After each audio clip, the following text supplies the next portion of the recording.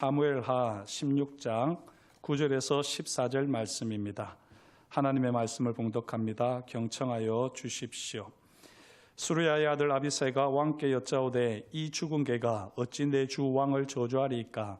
청하건대 내가 건너가서 그의 머리를 베게 하소서 하니 왕이 이르되 수르야의 아들들아 내가 너희와 무슨 상관이 있느냐?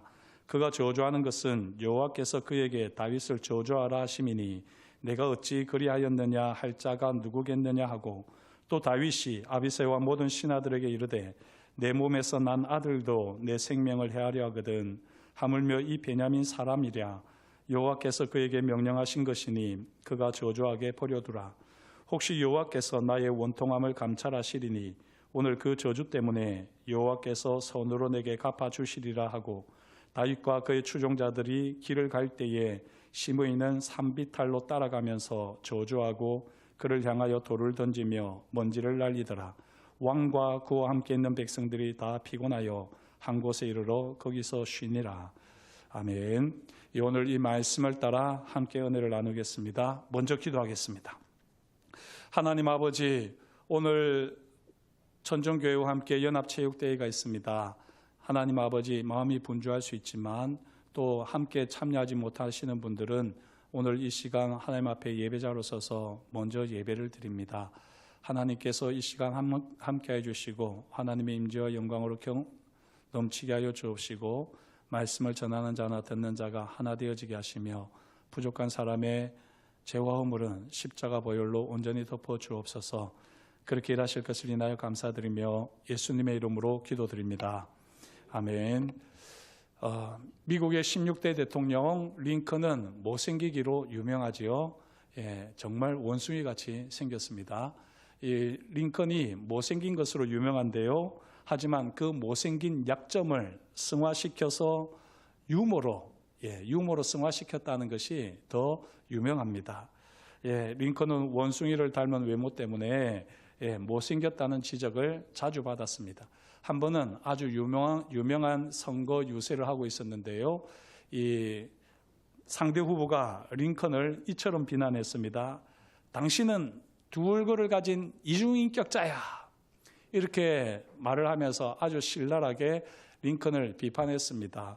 사실 두 얼굴을 가진 이중인격자다. 이런 말은 인신모독에 가까운 발언 아닙니까? 상당히 기분 나쁠 수 있는데요. 이런 감정적인 발언에 링컨은 다음과 같이 대답했습니다. 내가 정말 두 얼굴을 가지고 있다면 제가 이 꼴로 이 중요한 자리에 왔겠습니까? 이렇게 말을 했습니다. 그러자 사람들이 다 이제 웃는 것이죠. 자신의 못생긴 것도 인정하고 그러면서도 자기가 이 못생긴 얼굴로 나올 만큼 두 얼굴이 아니라는 것 아니겠습니까? 이 유머 덕분에 모든 사람을 자기 편으로 만들었다라고 하는 아주 재미있는 이야기가 있습니다. 상대방의 비난을 유머로 대응할 수 있다면 정말 좋은 인품과 인격을 가지신 분이죠. 저도 참 이 유머를 통해서 좀 이렇게 승화시킬 수 있으면 좋을 텐데 아직도 참 부족하다 느낄 때가 많습니다. 지나고 나면 화를 버럭 내놓고는 왜 유머를 발휘하지 못했을까 이렇게 안타까워할 때가 많은데요. 만약 비난 정도가 아니라 저주를 듣는다면 어떻게 반응하겠습니까? 저주를 유머로 바꿀 수 있다면 정말 대단한 사람이 아니겠습니까? 오늘 말씀을 보면 유머는 아니지만요. 다윗은 저주를 대하는 올바른 자세를 우리에게 보여주고 있습니다. 오늘 말씀을 보면 다윗의 아들 압살롬의 반역으로 인해서 예루살렘에서 요단강 나루터로 내려가는 도중에 있었던 일입니다. 예루살렘에서 요단강 나루터까지의 이 피난 여정이 어땠는지 우리 성도님들은 잘 아시는지 모르겠습니다. 저도 성경에 나오는 곳을 저희가 가보지는 않았기 때문에 성지순례를 해보지 않았기 때문에 조심스럽습니다. 저도 잘 모르는 부분이라서 그래서 책을 많이 볼 수밖에 없었는데 그런 책들을 보게 되면 참 흥미롭습니다. 예루살렘에서부터 시작해서 요단강 나루터까지 갔던 이 다윗의 피난 여정, 이 부분이 사무엘하 15장 16장에 잘 나와 있는데 참 흥미롭습니다. 예루살렘은 해발 750m에 있습니다. 아주 높은 곳에 있지요. 그리고 이 예루살렘에서 나오게 되면 기드론 골짜기를 지나게 되고요.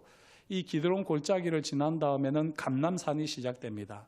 그런데 이 감람산의 정상은 해발 830m입니다. 조금 전에 750이라고 했죠. 감람산 정상에서 예루살렘까지는 고작 80m밖에 차이가 나지 않습니다. 그런데 이 감람산 정상을 넘어가서 이제 요단강 나루토로 가려고 하는 이 길은 엄청난 내리막길입니다. 조금 전에 감람산 정상이 830이라고 했지요. 그런데 이 요단강은 해발 제로도 아니고요. 해발 마이너스 400입니다.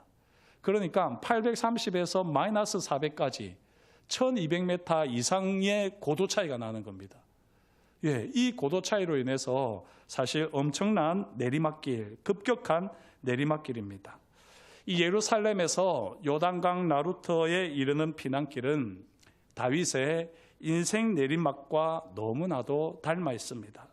이 인생 밑바닥에 내리꽂히는 상황 아니겠습니까?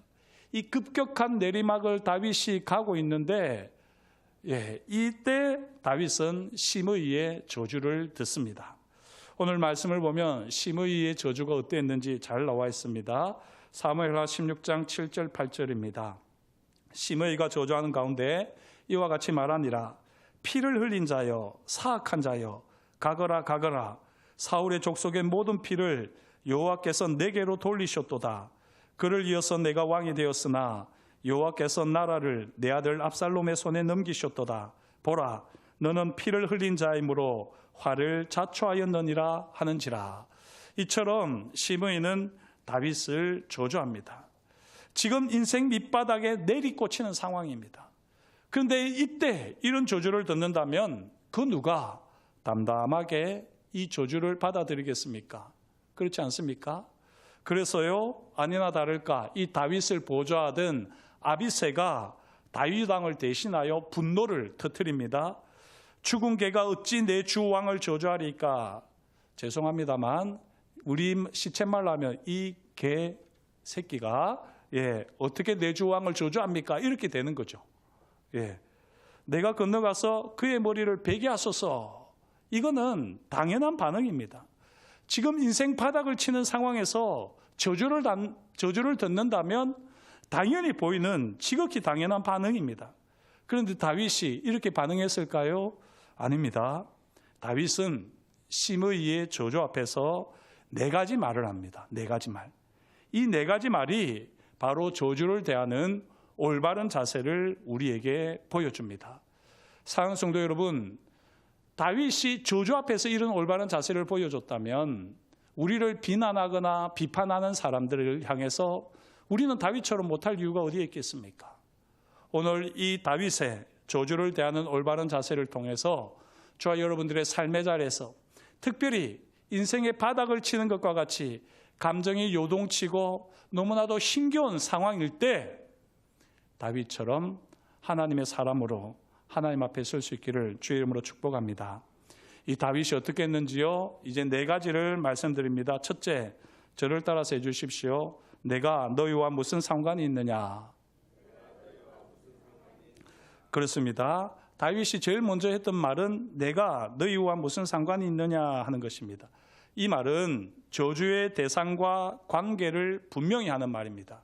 그러면서요, 그 감정을, 흥분을 최소화하는 거죠. 지금 다윗은 모든 상황들을 객관화시키고 있습니다. 그런 가운데에 지금 아주 내가 너희와 무슨 상관이 있느냐라고 말을 하고 있습니다. 얼핏 보면 이 말은 정남이가 뚝 떨어지는 말 아닙니까? 지금 아비새는 다윗을 위해서 반응하고 흥분하고 있는데 다윗이 내가 너와 무슨 상관이 있느냐라고 말을 하는 겁니다. 인생 밑바닥 상황에서 이 다윗은요, 모든 관계를 거부하는 것처럼 보입니다. 그래서 지금 자기 편을 들어주고 있는 아비새와의 관계마저도 지금 거절하는 것처럼 보이는 거죠. 친아들에게 배신을 당하여 쫓겨가는 마당에 누구를 의지할 수 있겠습니까? 사람에 대한 신뢰가 바닥을 치는 상황에서 다윗이 하는 말 같지 않습니까? 더 이상 어떤 사람도 믿지 않겠다라고 하는 이 의지가 나타나는 말처럼 보이죠. 내가 너희와 무슨 상관이 있느냐? 모든 사람과의 관계가 치가 떨린다라고 말하는 것처럼 보입니다. 하지만요, 그런 뜻이 아닙니다. 오늘 지금 다윗은 자신을 위하는 아비새에게 내가 너희와 무슨 상관이 있냐라고 말할 뿐입니다. 이 말은요, 네가 나를 대신해서 분노하고 저주에 대응하려는 것은 고마운 일이지만 그럴 필요가 없다는 겁니다. 이렇게 해석을 해야지 되는 겁니다.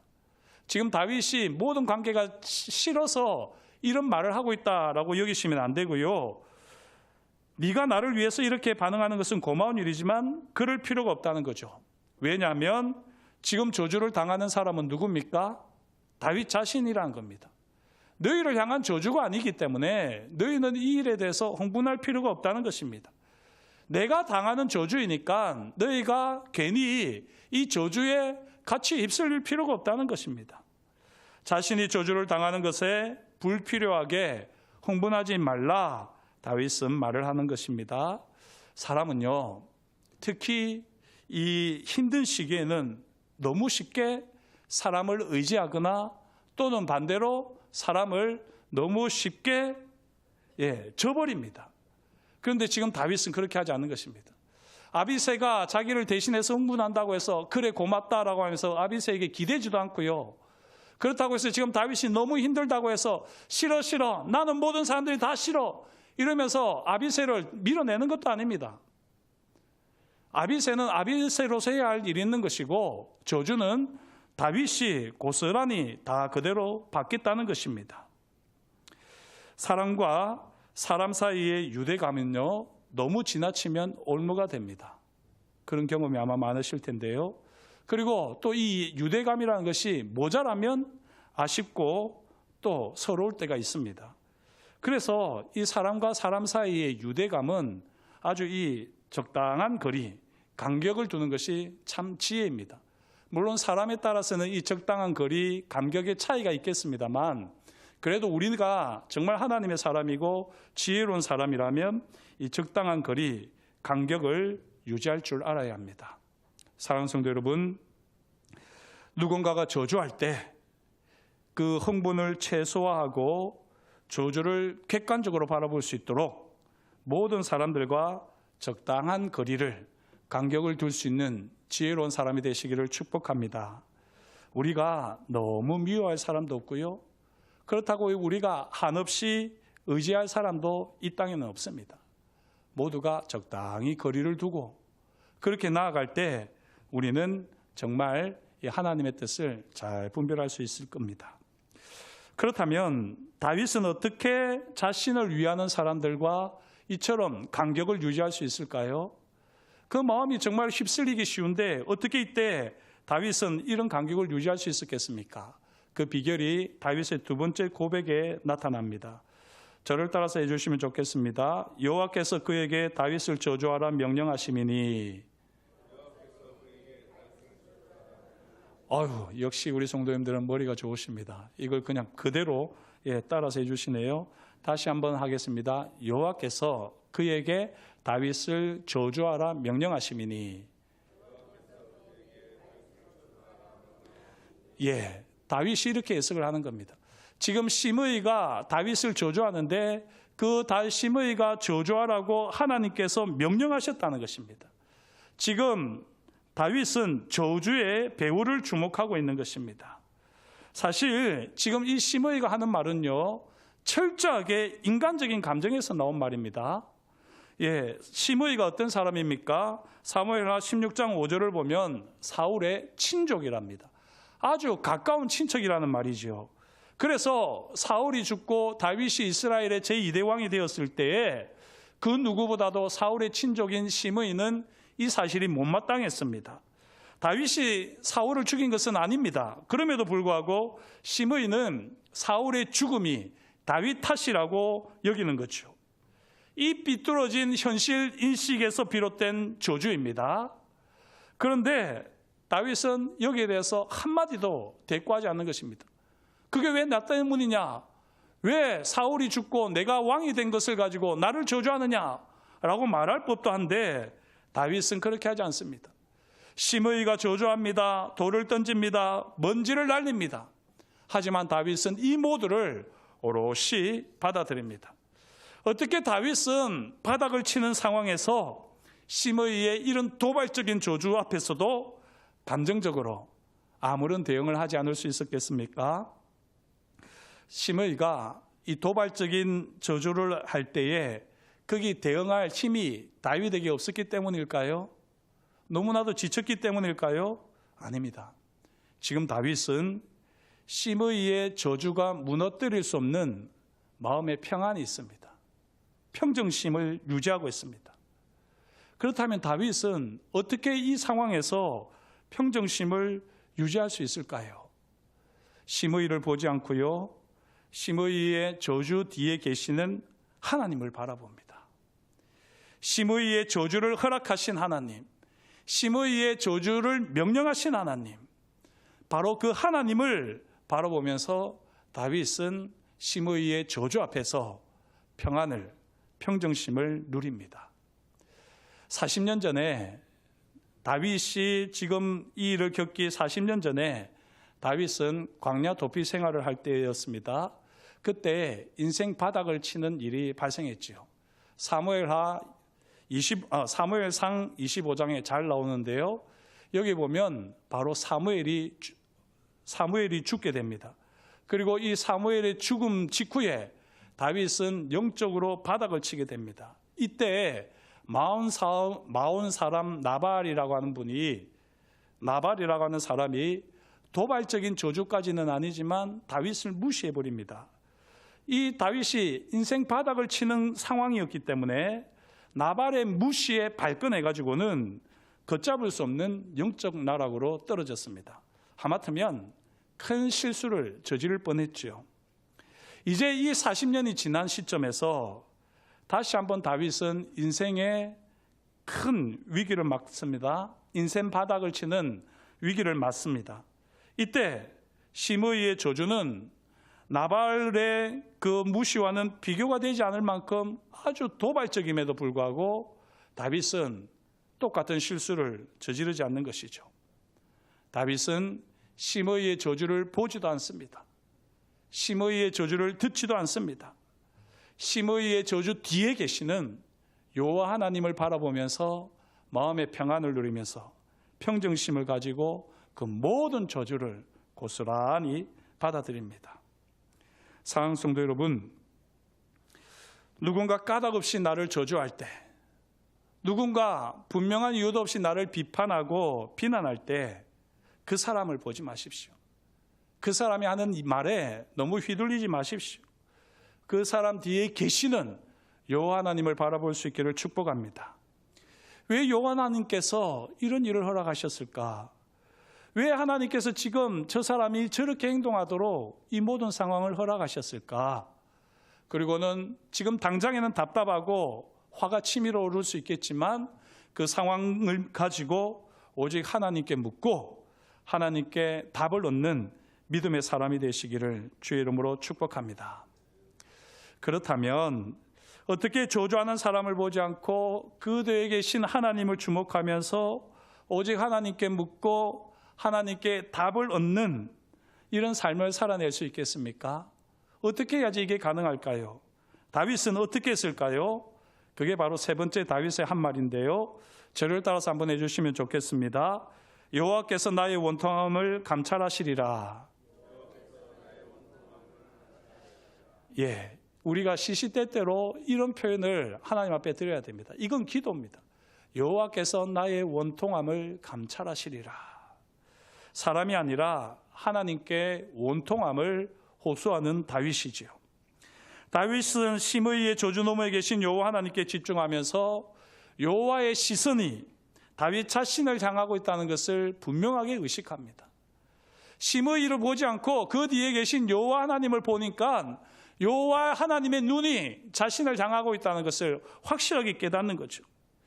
인간적으로 얼마든지 시므이에게 대응할 수 있습니다. 하지만 다윗은 오로지 하나님께 집중하면서 여호와 하나님께 자신의 원통함을 그대로 보여드리는 겁니다. 깨어진 마음을 드리는 겁니다. 지금 다윗이 지금 겪고 있는 이 모든 일련의 사건이 무엇 때문에 일어났을까요? 이 모든 사건의 발단은 바로 11년 전에 있었던 바세바 사건입니다. 그때부터 지금까지 11년 전부터 지금까지 다윗은 하나님의 헤세드와 라함을 의지하여서 하나님께 상한 심령을 드리는 예배자로 살았습니다.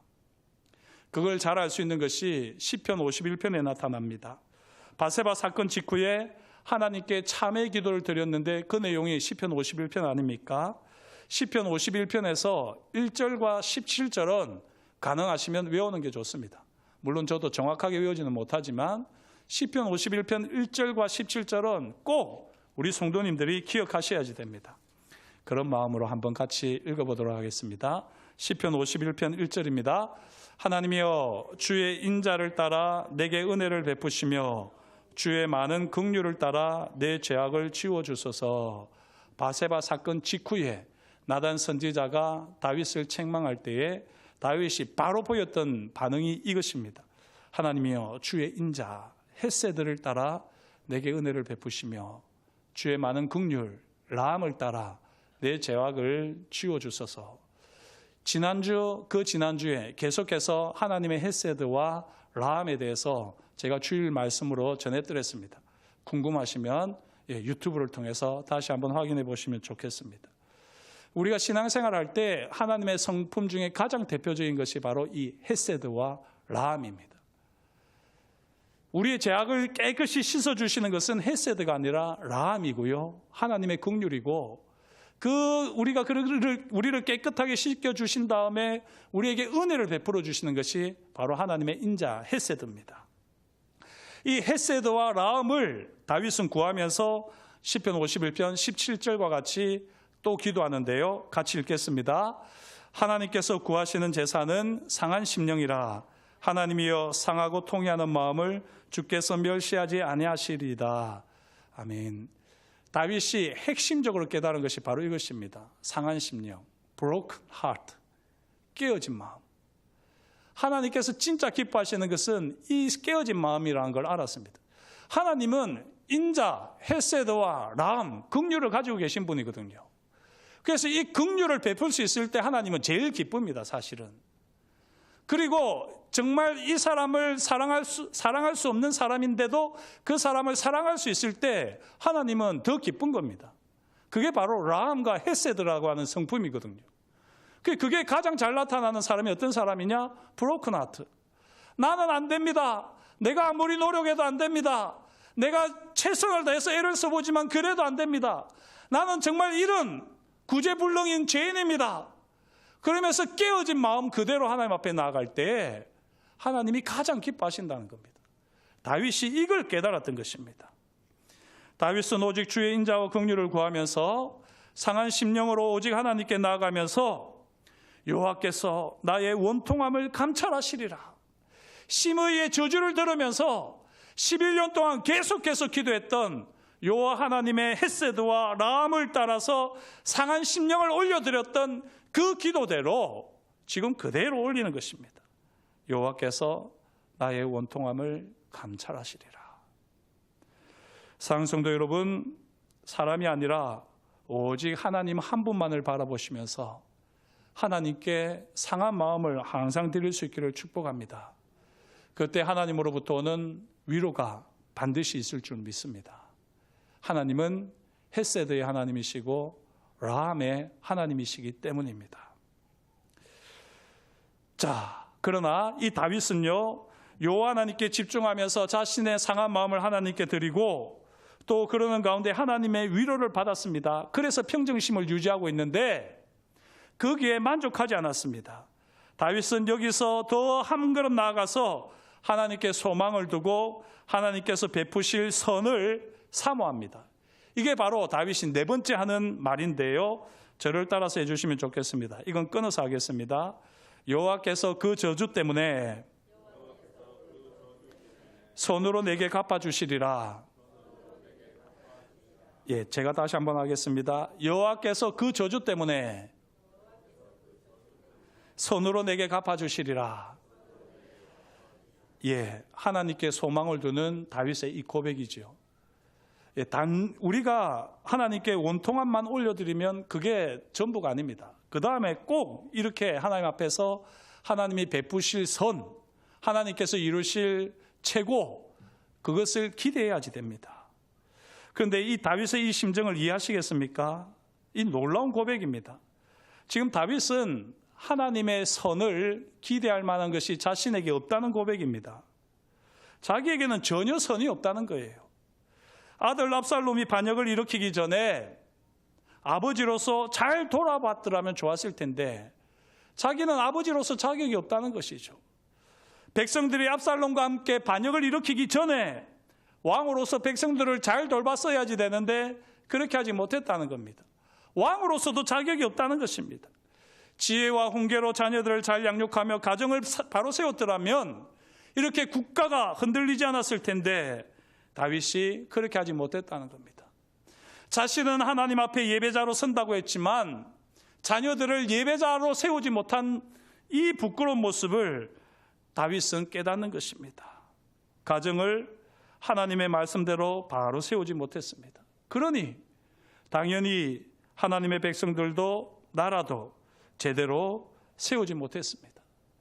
바로 이 자괴감, 아무것도 하나님 앞에 내세울 것이 없고 하나님께서 내게 선을 베푸실 만한 것이 내게 아무것도 없기 때문에 다윗은 오히려 지금 심의의 저주가 고마운 겁니다. 이걸 잘 이해하셔야지 됩니다. 지금 자기에게는 하나님의 하나님께서 선을 베푸실 만한 것이 아무것도 없기 때문에 이 심의의 저주 때문에 선으로 내게 갚아주시리라. 이 심의의 저주가 하나님이 내게 선을 베푸시는 이유가 된다는 겁니다. 그만큼 심의의 저주를 오히려 고맙게 여기는 겁니다. 이 마음을 이해하시려는지 모르겠네요. 깊이 생각하셔야지 됩니다. 잘못을 했는데 아무 말도 하지 않고 그냥 넘어가는 것이 행복하던가요? 아니면 잘못을 했을 때 어머니가 이리 와, 해초리로 맞자, 이러고는 한 3대 맞는 게 행복하던가요? 저는 나쁜 짓을 많이 해서 제 경험은 참 많은데요, 어머니가 조용히 있을 때가 더 불안합니다. 언제 무슨 일이 터질지 몰라서 더 불안합니다. 차라리 잘못했을 때는 3대 깔끔하게 맞는 게 속 시원합니다. 그래야지 엄마에 대한 오해도 생기지 않고 또 지금 언제 내가 벌을 받을까 두려워하지도 않는 것입니다. 지금 다윗의 마음은 약간 이런 겁니다. 심의의 저주가 아니라 하나님께서 주시는 책망, 채찍으로 여기는 겁니다. 그래서 이 하나님의 책망과 채찍이 달게 느껴지는 겁니다. 심의의 저주 때문에라도 내게 선으로 갚아주시리라 하는 이 다윗의 소망을 저와 여러분들이 가질 수 있기를 축복합니다. 지금 다윗은요, 철저하게 하나님의 은혜를 구하고 있습니다. 자기에게는 하나님께서 선을 베푸실 만한 끈덕지가 아무것도 없는데 내가 하나님 앞에 이렇게 불쌍하게 보이면, 심의의 저주를 통해서 불쌍하게 보이면 하나님께서 그 마음에 있는 라함을 가지고, 헤세드를 가지고 나에게 선을 베푸실 것이다 라고 다윗은 지금 고백을 하는 거죠. 바로 이것이 저주를 대하는 올바른 자세의 핵심입니다. 사랑하는 성도 여러분, 누가 나를 비판할 때 그 비판으로 괴로워하지 마십시오. 오히려 그 비판 때문에 더 많은 사람들이 우리 편이 되지 않습니까? 그런 그 경험 많이 해보셨죠? 누군가가 택도 없이 나를 향해서 비판합니다. 누군가가 저를 향해서 막 설교도 못하고 어떻고 하면서 막 비판을 해요. 그런데 주변에 있는 분들이 무슨 소리 하냐, 설교를 못한다고 생각하는 건 네 생각이고 하면서 여러 사람들이 막 제 편이 되어줄 때 얼마나 기쁜지 아십니까? 그런 일은 잘 없었지만 예, 그런 거 경험 참 많이 합니다. 우리가 지낼 때에 비판하거나 우리를 저주하는 그 사람들 때문에 오히려 더 하나님의 은혜를 우리는 확실하게 경험할 때가 많습니다. 사랑하는 성도 여러분, 인생 밑바닥에서 저주를 당하는 상황 속에서도 오직 하나님을 바라보시고 하나님께서 이 모든 일을 허락하셨다, 하나님께서 내게 선을 베푸시기 위해서, 하나님께서 내게 긍휼과 헤세드, 라함과 헤세드를 경험하게 하기 위해서 지금 하나님께서 이 모든 일을 허락하셨다 하나님, 제 이 깨어진 마음을 그대로 받아주십시오. 원통함을 받아주십시오. 기도하게 될 때에 하나님의 그 따뜻함을 경험하는 저와 여러분이 될 줄 믿습니다. 자, 이제 정말 그렇다면 다윗은 어떻게 이 인생 밑바닥에서 저주를 당하면서도요, 이렇게 소망의 사람이 될 수 있었을까요?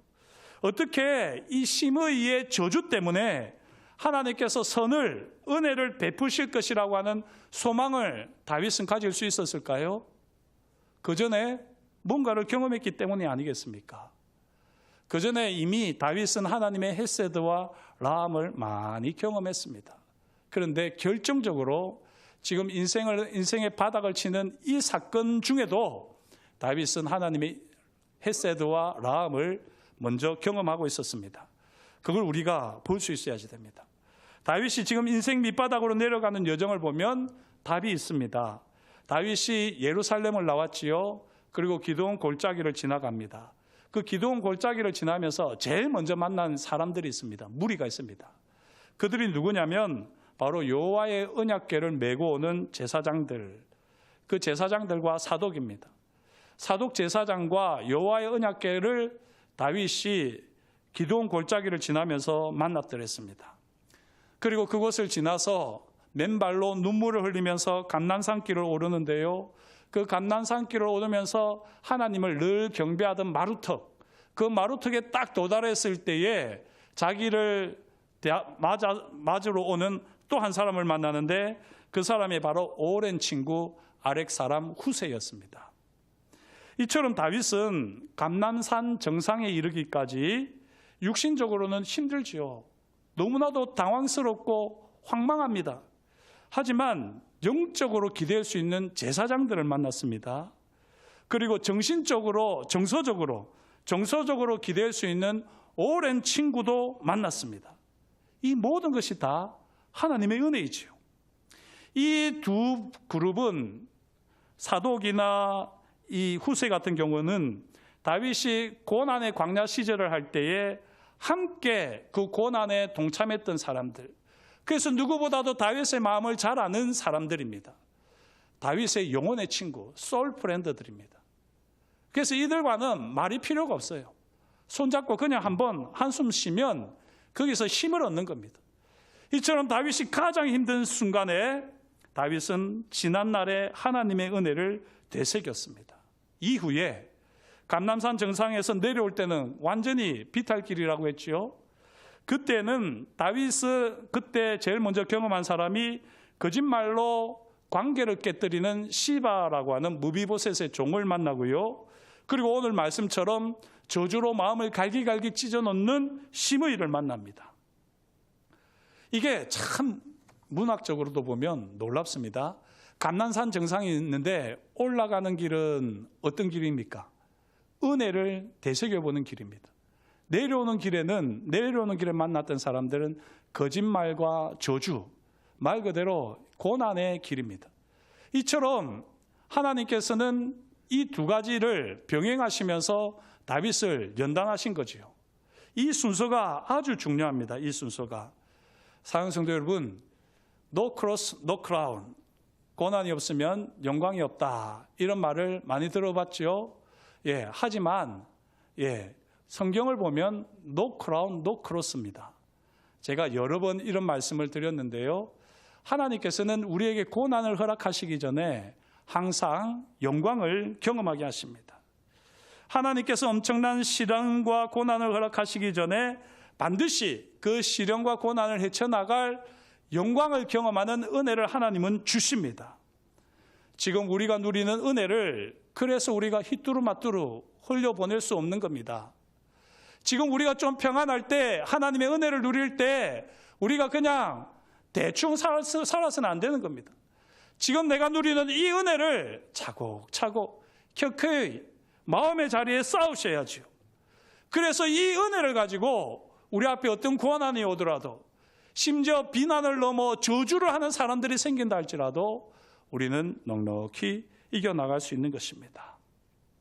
인생 바닥을 향하여 날개 없이 추락하는 것 같은 상황, 나를 향하여 온갖 저주를 퍼붓는 상황, 이 상황에도 그 모든 것을 오롯이 감내하면서 넉넉히 이겨나갈 수 있는 하나님의 은혜로 내공을 쌓아가는 믿음의 삶이 되시기를 주의 이름으로 축복합니다. 다윗이 점점 인생 바닥으로 내려갈 때에 저주로 인하여서 그 속도와 강도가 극에 달할 때에 그 순간 다윗은 하나님의 은혜, 전적인 하나님의 은혜를 붙들고 그 은혜에 잠잠히 머물렀기 때문에 넉넉히 이 모든 것을 이겨나갈 수 있었습니다.